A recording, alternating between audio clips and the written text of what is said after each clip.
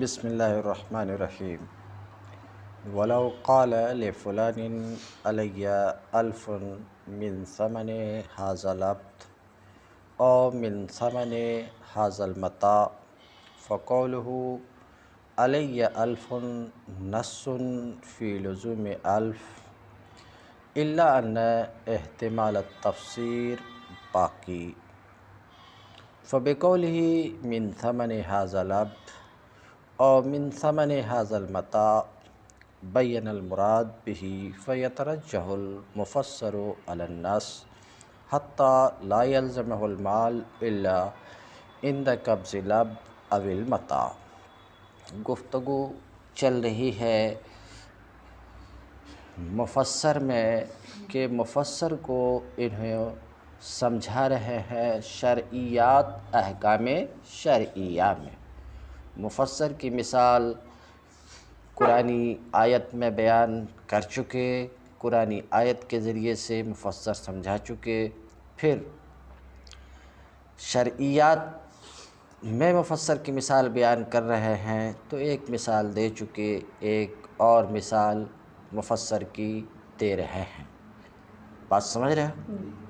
تو تعریف تو مفسر کی گزر ہی چکی ہے، گفتگو مفسر ہی میں چل رہی ہے نا۔ بولو کس میں؟ مفسر میں گفتگو چل رہی ہے، تعریف اس سے پہلے گزر چکی مفسر کی، تو مثال کے ذریعے سے مفسر کو سمجھا رہے ہیں۔ دیکھو، ولو قال، اگر کہنے والے نے یوں کہا، لفلان علی الف، ابھی باقی کو چھوڑے ہوا ہوں، فلاں کا علی میرے اوپر یا مجھ پر 1000 ہے، تو یہ قائل کا یہ کلام کہ فلاں کا مجھ پر 1000 ہے، 1000 کے وجوب میں، بولو بھائی یہ نص ہے کیا؟ 1000 کے وجوب میں کہ فلاں کا میرے اوپر 1000 واجب ہے، نص ہے۔ اب جب اتنا کہا لفلان، فلاں کا مثلا لزید، زید کا مجھ پر کتنا ہے؟ 1000 ہے، تو ابھی یہاں پر تاویل وغیرہ کا احتمال باقی ہے، کس طرح کا 1000، کیسا 1000، کس چیز کا 1000، بات سمجھ رہے کہ نہیں؟ یہ تمام احتمالات باقی ہیں، سمجھ رہے ہیں؟ تو کہنے والے نے یہ کہہ دیا لفلان علی الف من ثمن هذا الفرس، من ثمن هذه البقرہ، تو یہ اس کا یہ قول من ثمن هذا الفرس من ثمن هذه البقرہ، او لگا کر کے اس نے کہا، تو اس کا یہ قول تفسیر ہے کہ پہلے سے جو احتمال تھا وہ احتمال ختم ہو گیا کہ فلاں کا 1000 روپیہ مجھ پر کس میں سے ہے؟ اس گھوڑے کے دام میں سے، اس گائے کی قیمت میں سے، بات سمجھ رہے ہو کہ نہیں؟ تو کیا مطلب ہے؟ 1000 کب واجب ہوگا؟ جب کہ اگلا شخص گھوڑے کو سپرد کرے گا یا گائے کو سپرد کرے گا تو 1000 واجب ہوگا، بات سمجھ رہے ہیں؟ تو قائل کا یہ قول من ثمن هذا العبد یا من ثمن هذا الفرس او من ثمن هذه البقرہ، یہ تفسیر ہے، اور جب یہ تفسیر آ گئی تو اب یہ کلام کیا ہو گیا؟ مفسر، بات سمجھ رہے؟ مراد بالکل واضح ہے، جو احتمالات تھے وہ احتمالات دور ہو گئے اس کے اس تفسیر کی وجہ سے، من ثمن فلاں۔ کچھ بات سمجھ میں آئی؟ اب دیکھو، ولو قال، اگر کہنے والے نے کہا کہ فلاں کا مجھ پر 1000 ہے، الف 1000 ہے، کس میں سے؟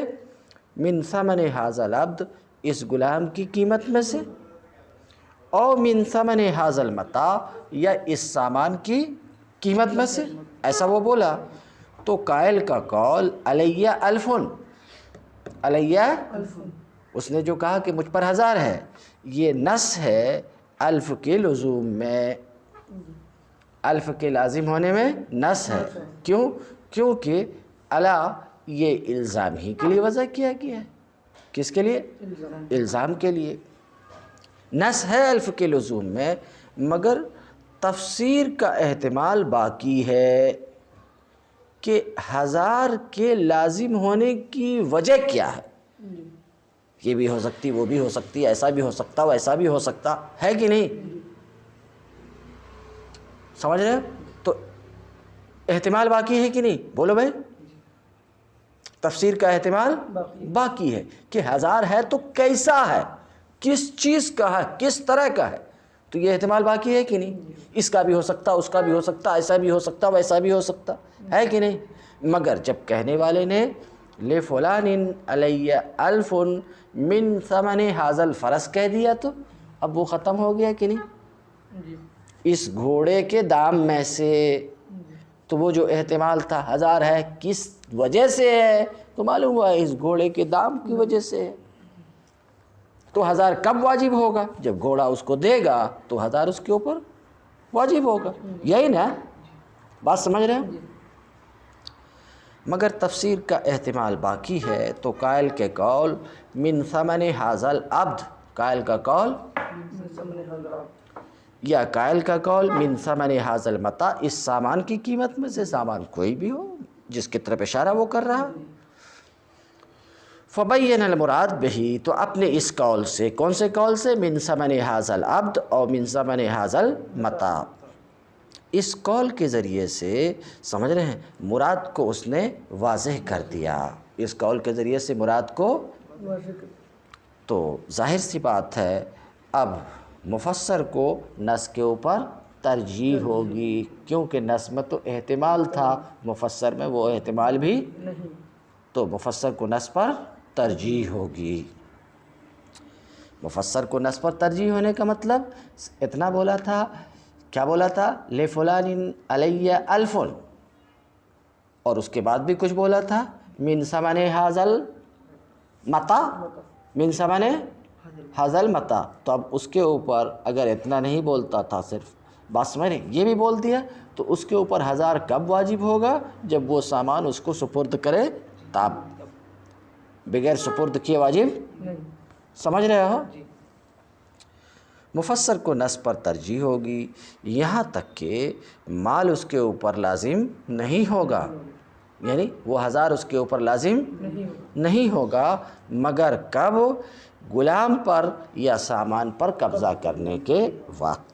اتنی سی بات سمجھ میں آئی؟ آگے دیکھو، وَقَوْلُهُ لِفُلَانٍ عَلَيَّ الف، اور قائل کا قول، کہنے والے کا قول کہ فلاں کا مجھ پر 1000 ہے، فلاں کا مجھ پر 1000 ہے، یہ ظاہر ہے اقرار میں کہ اقرار کر رہا ہے، نص ہے کس سلسلے میں؟ نقد بلد میں۔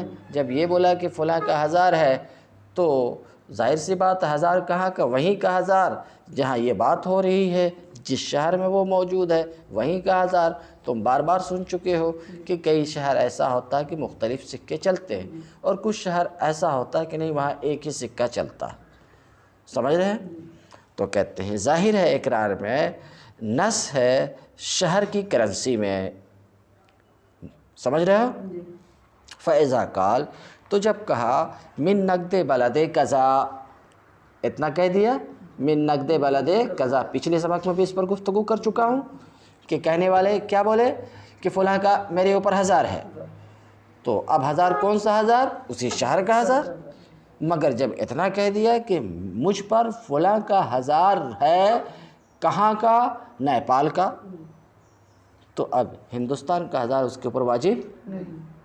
سمجھ رہے ہیں کہ نہیں؟ کیوں؟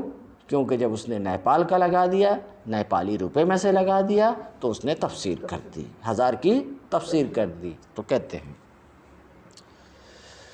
تو قائل کا قول لفلان علیہ الف، یہ ظاہر ہے اقرار میں، نص ہے نقد بلد میں۔ فَإِذَا قال، اور جب قائل نے یہ کہہ دیا من نقد بلد قضا، فلاں شہر کی کرنسی سے، فلاں شہر کی، تو یترجح المفسر علی النص، اس وقت میں مفسر کو ترجیح ہوگی نص پر، مفسر کو نص پر ترجیح ہوگی۔ اس کا مطلب یہ کہ اس کے اوپر لازم کون ہوگا؟ جہاں کی اس نے وضاحت کی ہے۔ 1000 واجب ہوگا تو کہاں کا روپیہ؟ وہیں کا جس کی اس نے تفسیر کر دی ہے، وہیں کا، دوسری جگہ کا روپیہ اس کے اوپر واجب۔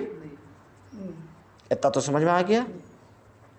یترجح المفسر علی النص، تو مفسر کو ترجیح ہوگی نص پر، فلا یلزمہ نقد البلد، تو اب نقد بلد اس کے اوپر لازم نہیں ہوگا، حالانکہ اس میں نص ہے، سمجھ رہے ہیں؟ نص ہے، مگر نص اور مفسر میں اگر مقابلہ ہو تو ترجیح کس کو ہوگی؟ مفسر کو ہوگی، تو نقد بلد اس کے اوپر لازم نہیں ہوگا، بلکہ فلاں شہر کی کرنسی اور نقد اس کے اوپر لازم ہوگی، ٹھیک ہے؟ وعلی ھذا نظائرہ، یہ کچھ مثالیں آپ کے سامنے ابھی رکھی گئی، ابھی سمجھ رہے ہیں؟ تو اس پر مفسر کی اور مثالوں کا آپ قیاس کر لو، میں کئی مثالیں بیان کر چکا ہوں۔